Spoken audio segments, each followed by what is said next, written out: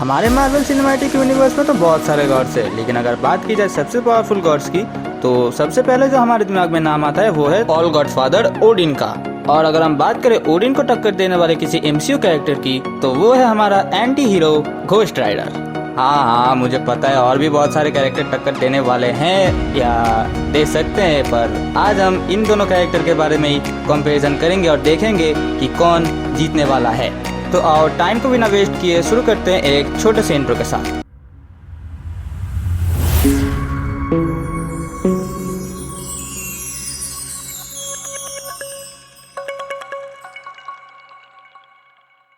तो अगर हम बात करें हमारे हेल क्रिएटर घोस्ट राइडर की तो सबसे पहले उसके पावर की जो फर्स्ट पॉइंट आती है वो है डेमोनिक एम्पावरमेंट। घोस्ट राइडर अपने आसपास कभी बुरा होता हुआ देखता है तो उसके अंदर एक डेमोनिक पावर फील होती है और वो तभी घोस्ट राइडर में बदल जाता है। तो अगर हम बात करें दूसरे पॉइंट की जिसका नाम है सुपर ह्यूमन स्ट्रेंथ, जो कि हमने घोस्ट राइडर के फर्स्ट मूवी में देखा है कि घोस्ट राइडर अपने चेन के मदद से एक हेलीकॉप्टर को घुमा घुमा के इतने दूर फेंकता है कि भाई मतलब उसी से हमको समझ में आता है कि घोस्ट राइडर में कितनी सुपर ह्यूमन स्ट्रेंथ है। उसके बाद अगर हम बात करें हमारे तीसरे नंबर पॉइंट की जो कि है सुपर ह्यूमन ड्यूरेबिलिटी, हमने घोस्ट राइडर के फर्स्ट मूवी में देखा है कि उसको ट्रक से धक्का मारने के बाद भी वो बच जाता है और हमारा विलन को कैसे मार देता है। और हमने घोस्ट राइडर 2 में भी देखा है कि उसको दो मिसाइल से अटैक करने के बाद भी वो बच जाता है, पता नहीं कैसे ही बचता है, लेकिन हाँ इसी से हमको समझ में आता है कि उसके पास बहुत ही सुपर ह्यूमन ड्यूरेबिलिटी है। और अगर हम बात करें हमारे फोर्थ नंबर पॉइंट की जो कि है रीजनरेटिव हीलिंग फैक्टर, हमने जो तीसरे नंबर पर देखा कि उसको ट्रक से मारने के बाद भी वो बच गया, उसको दो मिसाइल से अटैक करने के बाद भी वो बच गया। पता है कैसे बचा?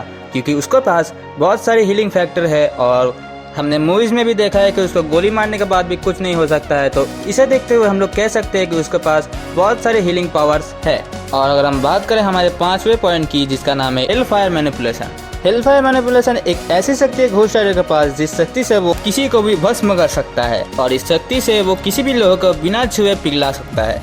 तो अगर हम बात करें हमारे 6 नंबर पॉइंट की जिसका नाम है पेनिस्टियर, और इस पावर से हमारा घोस्ट राइडर किसी के भी आंखों में देख के उसका रूह निकाल सकता है और उसने जो भी अपने पास्ट में कुकर्म किए होते हैं उसको वो फील करवा सकता है।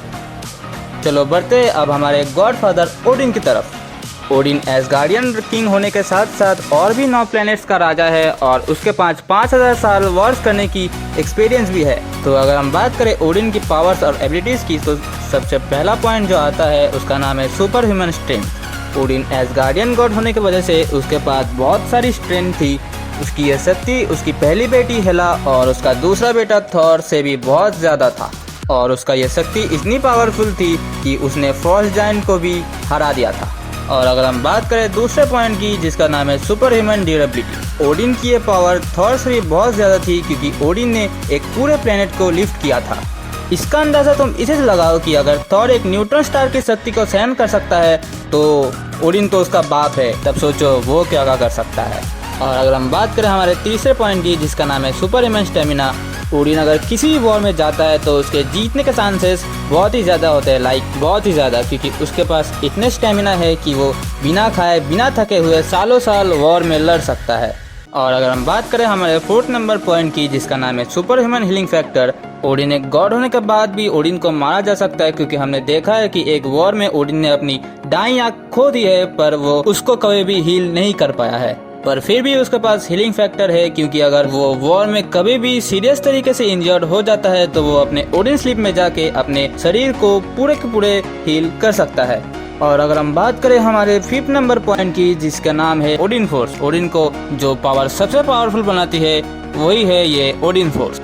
इस पावर से ओडिन एक पूरे के पूरे यूनिवर्स को तबाह कर सकता है। और अगर हम बात करें हमारे 6 नंबर पॉइंट की जिसका नाम है एन्चेंटमेंट्स, ओडिन को बहुत सारे एसगार्डियन मैजिक्स भी आते थे, इसीलिए वो अगर किसी भी चीज को अपने जादुई मंत्र से एक मैजिक आइटम और बहुत पावर दे सकता था, जो कि हमने देखा है थॉर मूवी में ओडिन कैसे म्योनीर को एन्चेंटमेंट दे रहा था वोर्दिनेस का। तो यही सब थी ओडिन के पावर्स और abilities. In my opinion Odin के जीतने के चांसेस यहाँ बहुत है क्योंकि ओडिन के पास उसका इतना पावरफुल ओडिन फोर्स है कि वो इसकी मदद से एक पूरे यूनिवर्स को तबाह कर सकता है। और अगर हम घोस्ट राइडर को देखें तो घोस्ट राइडर एक बहुत ही पावरफुल इमॉर्टल है, इसके वजह से ओडिन उसको पूरे तरीके से तो मार तो नहीं सकता लेकिन हाँ हरा जरूर सकता है। क्योंकि अगर घोस्ट राइडर उसके डेमोनिक चेन और उसके पेनिस्टर शक्ति से क्विक अटैक करता है तो ओडिन को घोस्ट राइडर कुछ वक्त के लिए रोक सकता है, लेकिन हाँ लास्ट में ओडिन उसको हरा ही देगा।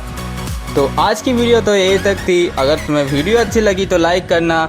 अगर तुम्हें लगता है कि मैंने कुछ पॉइंट्स मिस कर दिया है तो तुम मुझे कमेंट में बता सकते हो, और जाते जाते सब्सक्राइब कर देना और अपने दोस्तों के साथ शेयर भी कर देना। और मैं तुम लोग के साथ मिलूंगा फिर एक नए वीडियो के साथ। चलता हूँ।